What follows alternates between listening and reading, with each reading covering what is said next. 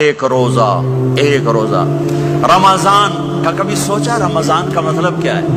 رمضان کو رمضان کیوں کہتے ہیں؟ اللہ نے 11 مہینوں کے نام عربوں سے رکھوائے اور روزے کے مہینے کا نام خود رکھا قرآن میں، شہر رمضان الذی انزل فیہ القرآن۔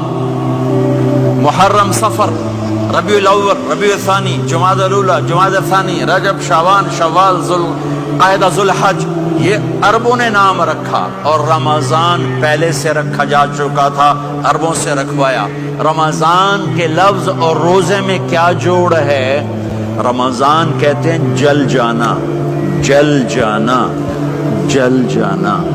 تو اس کو روزے کے ساتھ کیا مناسبت ہے کہ جب کوئی مرد عورت روزہ رکھتا ہے یا رکھتی ہے تو پچھلے 330 دن کے گناہ، آج روزہ رکھا، پٹی تیار ہو گئی، گناہ ڈال کے جلاؤ، دوسرے دن اور گناہ جلاؤ، تیسرے دن اور گناہ، چوتھے دن اور، 30ویں دن سارے گناہوں کو اللہ تعالیٰ جلا کے راکھ کر کے ایمان والے مرد عورت کو پاک کر کے صاف کر کے آخری رات کہتا ہے جاؤ بخشے بخشائے چلے جاؤ، جاؤ بخشے بخشائے چلے جاؤ۔ تو میرے نبی تو 2 کھجور پہ روزہ رکھتے تھے۔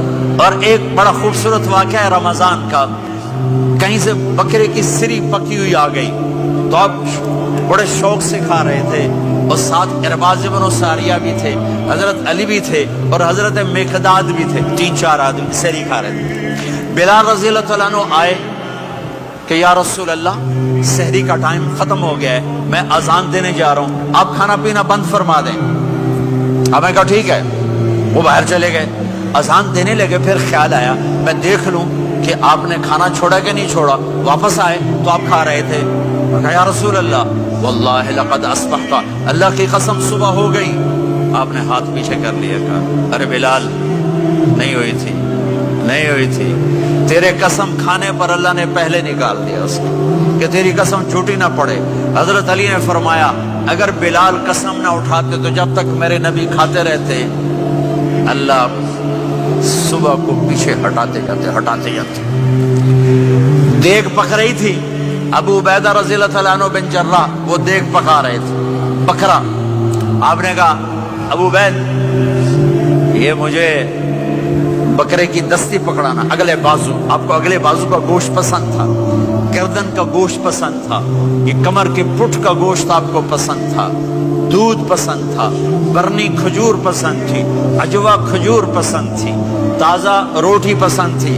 آپ یا تازہ کھاتے تھے یا فاقہ، توڑی طرح نہیں 8 دن پکا کے فریڈاں ٹھوک دے ہو تو کٹ کے گرم کیتی رکھو تو کھاتی رکھو، یا آپ تازہ کھاتے تھے یا فاقہ فرماتے تھے۔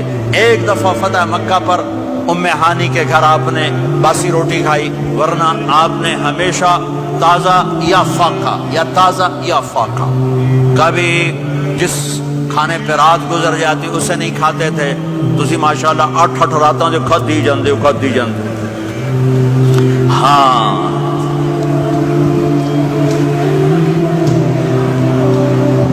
تو کہنے لگے عبید یہ دستی پکڑانا، تو انہوں نے ایسے بکرے کا بازو نکال کے پورا آپ نے یوں پکڑا، نوچ کے پھینکا، کہا دستی پکڑانا، انہوں نے یوں نکالا ڈوئی سے، آپ نے پکڑا، کھایا، کہا مجھے بکرے کا بازو دستی پکڑانا، کہا یا رسول اللہ بکرے کی 2 ہی ہوتی ہیں۔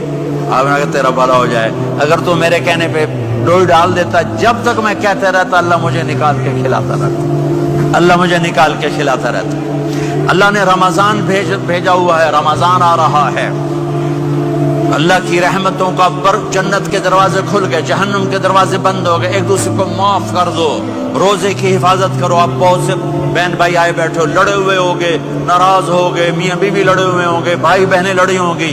رمضان آ رہا ہے، تیاری کرو، جیسے حج پر جانے سے پہلے معافیاں مانگتے ہو، رمضان سے پہلے بھی ایک دوسرے سے معافی مانگو، ایک دوسرے کو معاف کرو، ایک دوسرے کو درگزر کرو، خود جا کے معافی مانگ لو، اللہ آپ کا مقام اونچا کر دے گا، مرتبہ اونچا کر دے گا۔